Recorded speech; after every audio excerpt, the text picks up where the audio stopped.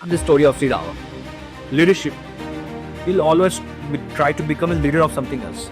In Mahabharata, Abhimanyu was a significant of Mercury, and we all know what happened with him. As Moon is the queen of the solar system. Moon represents our mother.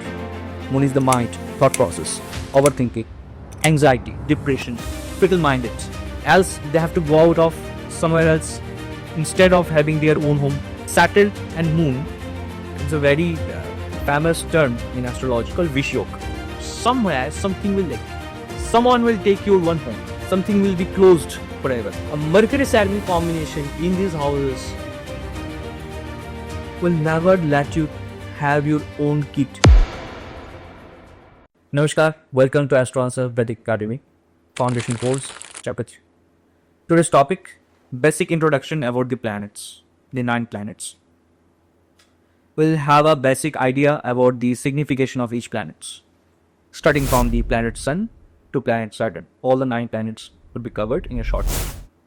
Before we start, let us understand the planetary combination, the solar kingdom in terms of astrology. Sun, the planet, is known as the king of the solar system, whereas Moon is known as the queen. Sun represents your soul, Moon represents your mind. Mercury is called the Prince Charming because Mercury is representation of a kid. That is the reason people who are Mercury influenced, they always look really young, even in their old age. Then we have the ministers, Jupiter and Venus, they are known as ministers. Then we have Saturn, who is known as servants. Then we have Mars, the army chief, and finally Rahu and Ketu, known as soldiers. So let us begin from Sun. What does Sun represent?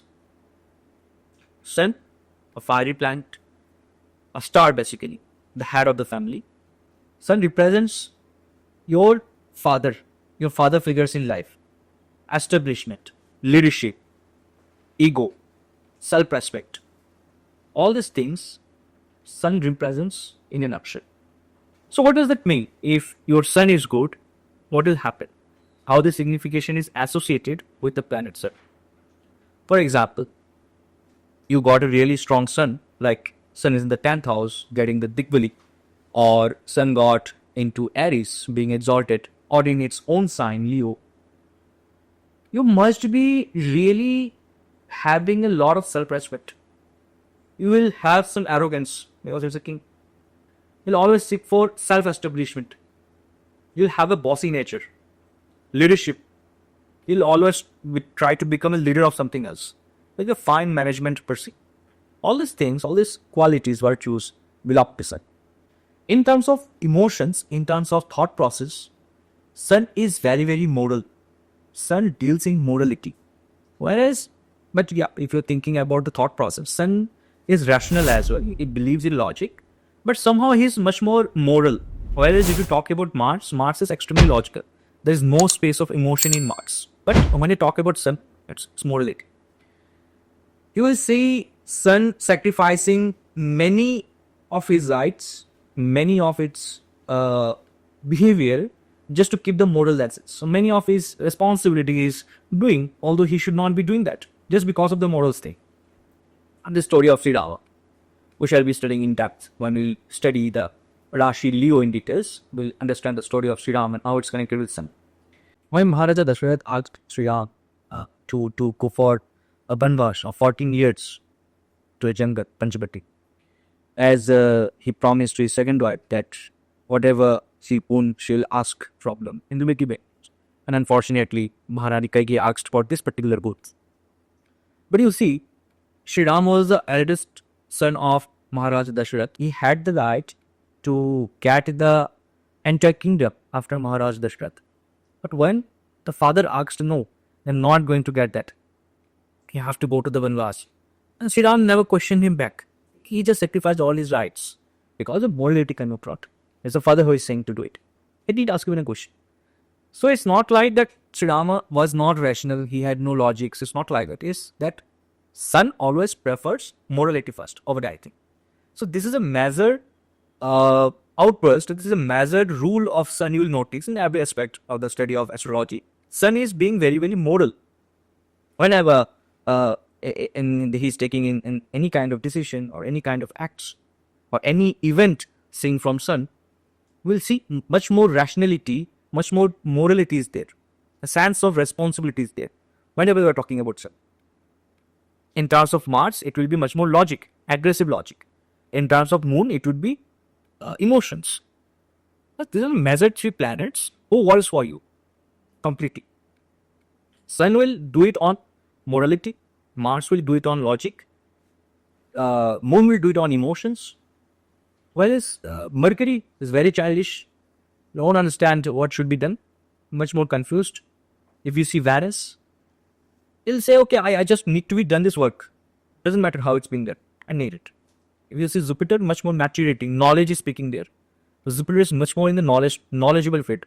That what particular thing should be done in this particular scenario. Again, whenever we will be covering these particular planets, we should study in depth. Sun also represents government. So if you are seeing a government job in the chart, so you need to see Sun, you need to see Leo.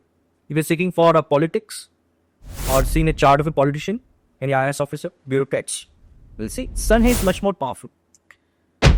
Sun is strong. Sun is very, very finely placed in the chart. So while external personality, you will notice if your Sun is really good, you'll have a very less hair in the head. You'll have a bald head. And there's a reason you will see many big politicians do not have hairs on their head. Many big IPS officers do not have hairs on their head. Ajit Dover, whoever it is. And you might say, okay, they're getting old, that's why they're losing the hairs. It's biological. Okay, I understand that. But you will see this pattern a lot. People who are having really good Sun in the chart, they do get less hair in the head. Then, Sun represents honor. Now understand the difference between honor and respect. Sun is honor, Jupiter is respect.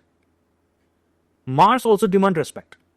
But there is something different when we talk about Sun. Sun is honored. Like, you cannot understand this term in casual English words. So let me give an example of a scenario.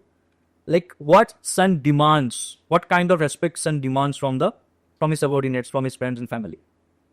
For example, a person who is ruled by Sun or a person who is a Leo is sitting in a gathering and all of a sudden you just stood up and walked away, didn't letting him know, or you didn't say that, okay, I'm leaving, sir, or I'm leaving this, that. This particular event will hit this man, this Sun ruled man, a lot, that he'll take that into sentiment. And get ready for this reply. Somewhere, someday, we're definitely going to get this reply. That's how Sun demands the respect from. That's what I say, Sun is honor.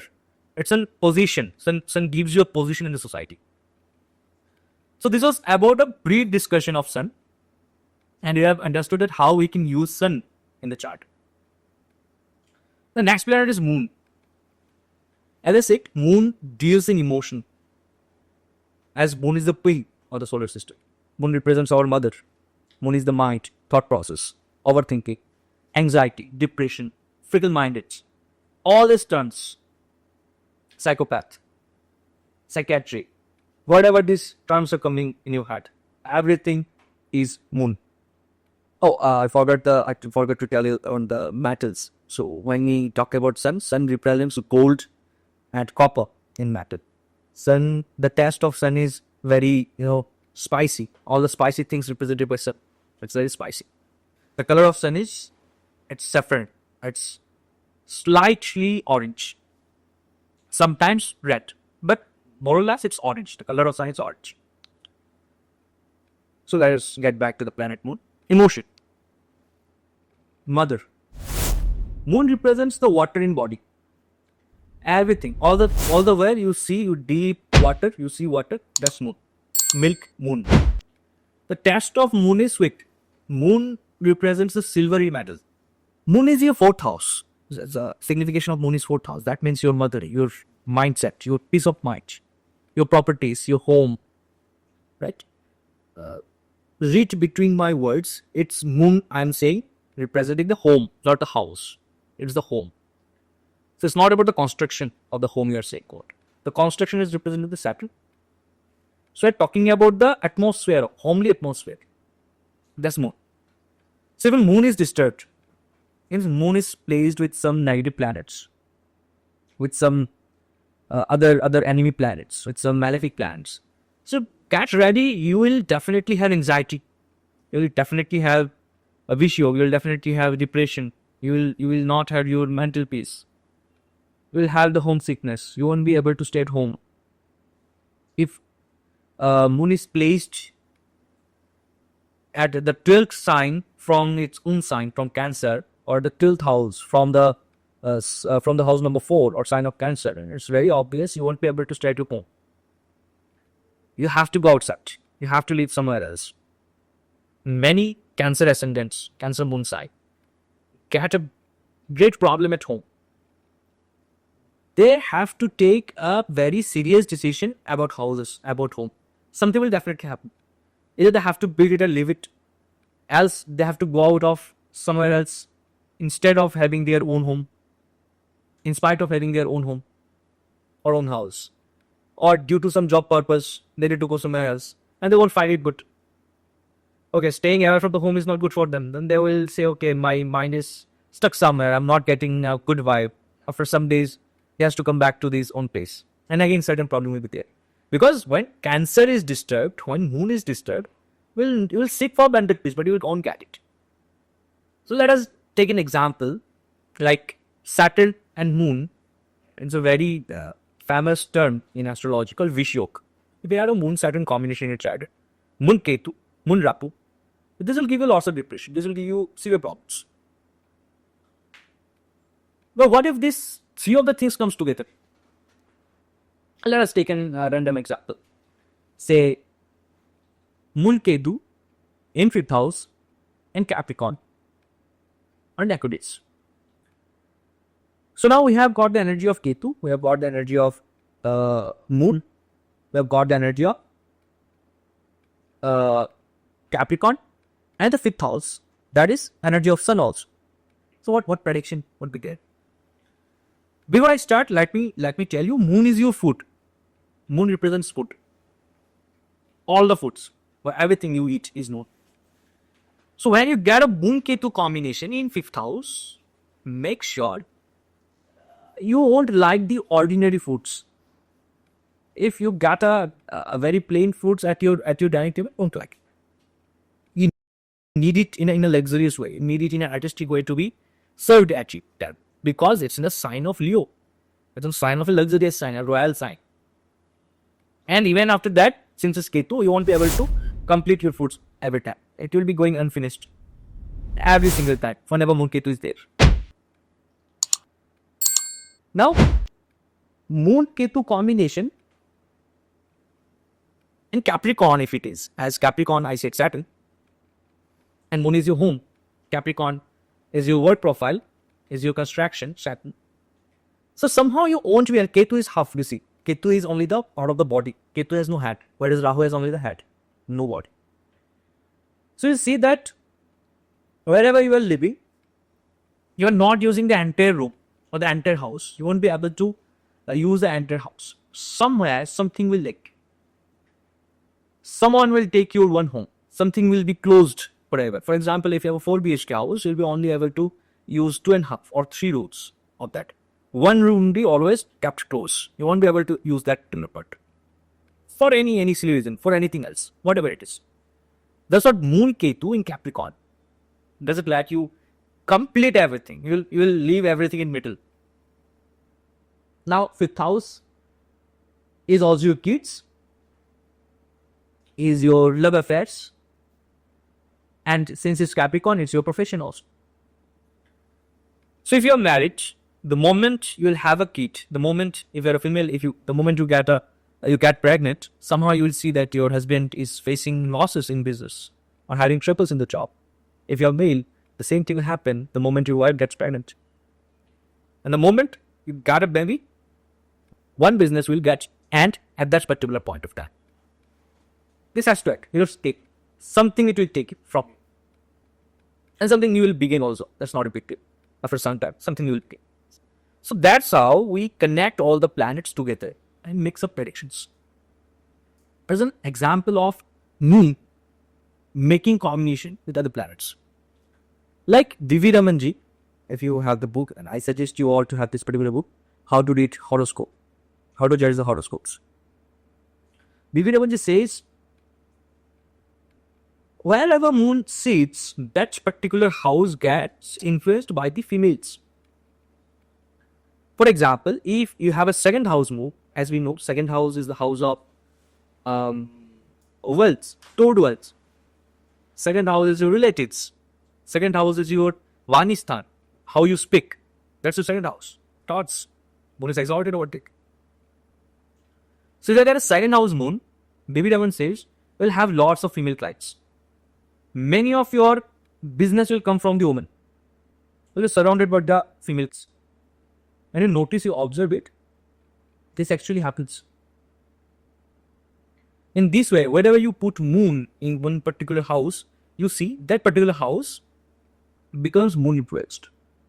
Also, moon is female in gender, obviously. She represents the mother.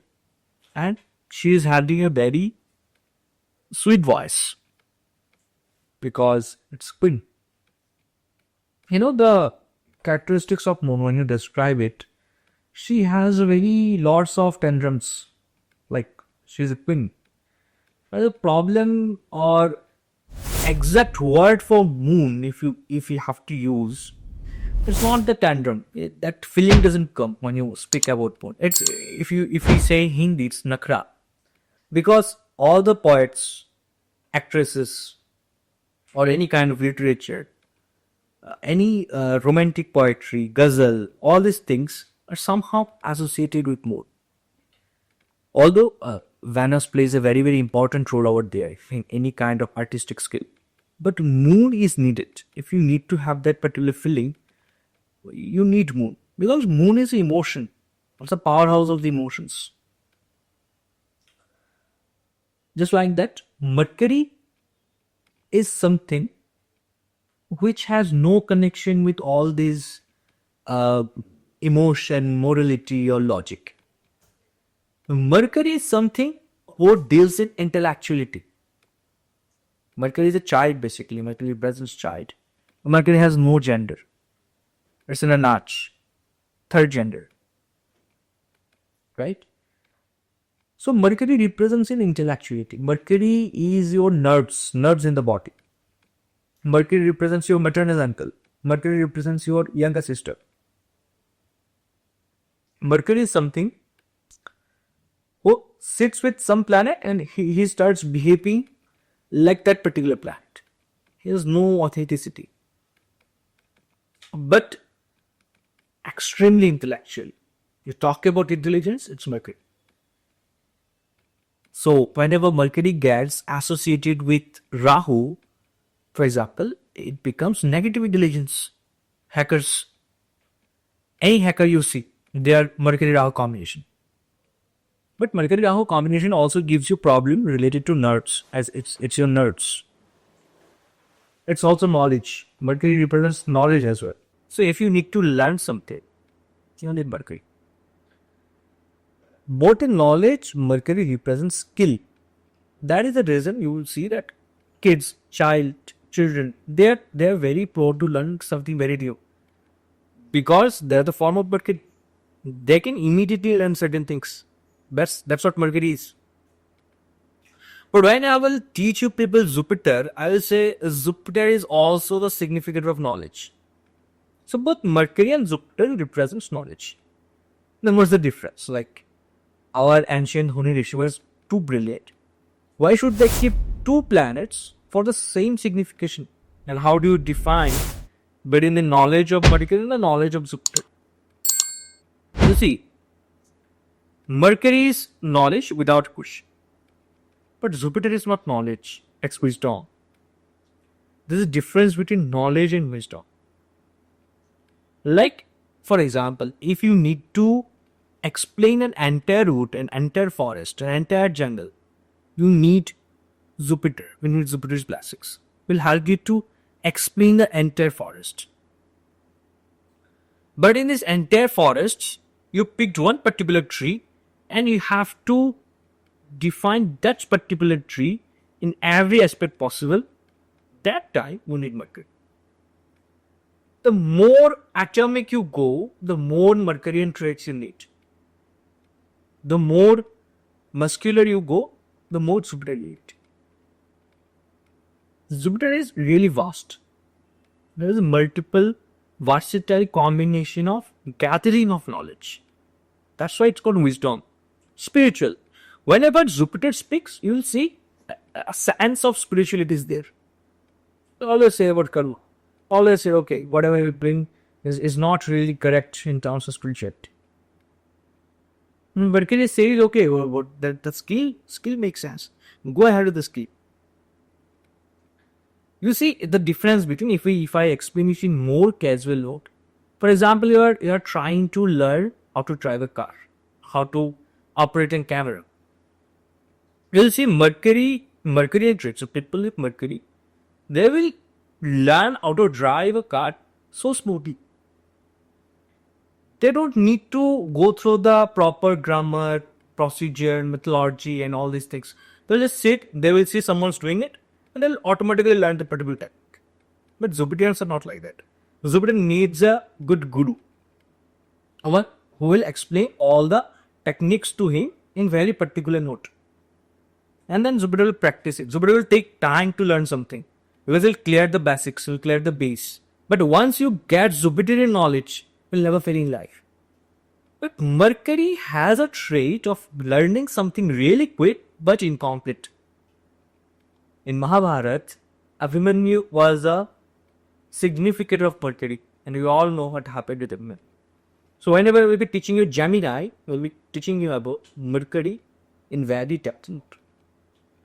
Mercury also deals with documents, signature, mathematics, statistics, commerce, business, any new ideas, all these things. So when that Mercury gets afflicted with certain malefics like Saturn, with Rahu, Ketu, you'll see you are having problems with documents. The name spelling is being mistaken. Something wrong is done. Some spelling mistakes you are doing in writing particular things. Your very important documents getting lost. Last moment you forget where this particular document you kept. If Mercury is in really high degrees, maybe 29 degrees, maybe in 1 or 2 degrees, 3 degrees, you'll see there's problem with documentations. People with weak Mercury will face a problem that other people won't be able to take your name properly. They won't be able to pronounce your name properly. They'll figure out mistakes while they are pronouncing your name. People with very profound Mercury, very strong Mercury traits, they'll figure out someone's mistake in writings. They'll figure out someone's mistakes in grammar. So very great lesson about Mercury. Don't try to fix someone's grammar. You are actually making your Mercury bad by doing this particular thing. Like, Mercury is also your skin. Dermatological problems are figured out Mercury. So if you have a Mercury Ketu, it's very prominent, you will have red rashes on the skin. If you have Mercury Rahu, you will have skin problems. Now Mercury Saturn will have internal skin problems. There's another very significant term with Mercury Saturn. If it is in the Kendra houses or 5th houses, Trikonas. In any Kendra, that is 1, 4, 7, 10, or the Trikonas. 5th house, 9th house. A Mercury Saturn combination in these houses will never let you have your own kit. Mercury Saturn combination. If it's in a female chart, it's very tough for that female to get conceit. With a male chart, your partner won't be able to get pregnant. Mercury Saturn combination in the Trikona Bhav and the Kendra houses. There are many other significations about Mercury, which is studying depth when you are doing the predictive course of Gemini. Now, let's talk about Venus, a planet of extreme luxury, a planet that deals with your materialistic needs. Like Jupiter Many people think that Venus will give you all the wealth. Venus is the planet to give you luxurious wealth. You know? But that's a misconception about it. It's not 100% correct. Like, Jupiter is wealth, no doubt. Jupiter represents God. Jupiter is wealth. Sun is wealth. Sun also gives you profound establishment, kingdom. Jupiter gives you generational wealth. Rahu can make you a crorepati or a very billionaire or not. Gambling, you can get money out of gambling. Saturn will take time, and after a certain time, after certain hurdles, it will able lots of things. Mercury will teach you how to do business, how to gain from share market. But Venus doesn't help you to catch money. Venus is a planet who tells you why to save money. Go and expense. Do expenses. Because it teaches you to live a life king size, luxurious life. If you have a bad Venus, if your Venus is not good, doesn't matter how wealthy you are, doesn't matter how much money you have in your account, you won't be able to spend it. You won't enjoy spending money. If you want to fill the luxurious world, if you want to live like a king, you need Venus in your chart in a very strong mode. If your Venus is not good, you cannot really live a life with certain luxury. Venus is luxury perfumes. Venus is your girlfriend. Venus is your wife. Your marriage. Quality of marriage. Your bedroom life. Venus represents very, very refined things in our life. Very refined. Pulse. DNA. Chromosome. Semen. All these things represented by Venus. Private body parts.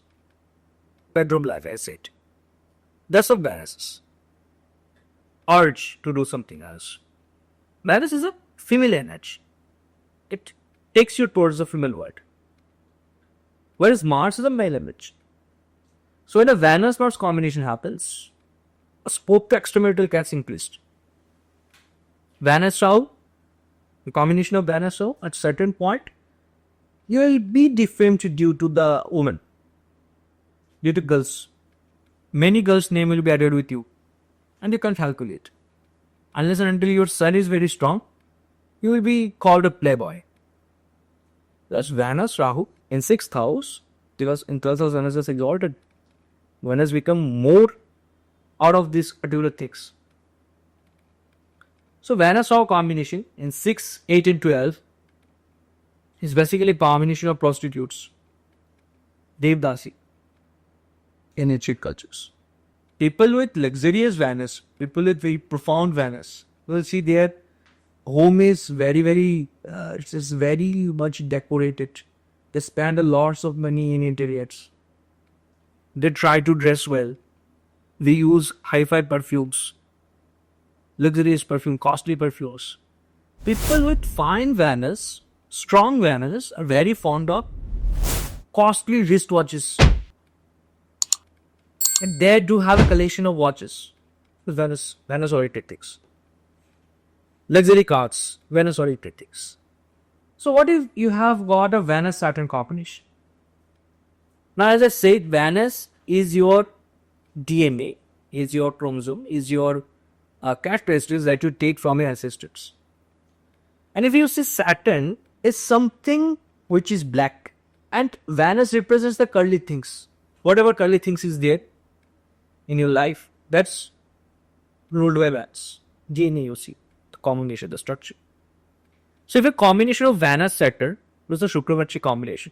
Now what is Shukra-Venus? We will be discussing it in the predictive course. It's a beautiful combination. And lots of predictions could make out of Shukra-Venus. But if you have a Venus-Saturn combination in chart, you'll often see such subjects will have curly hairs. Their Saturn represents our hair. And while that gets connected to Venus, you get curly hairs. So that's how you can match planets with some planets and make stunning predictions out of it.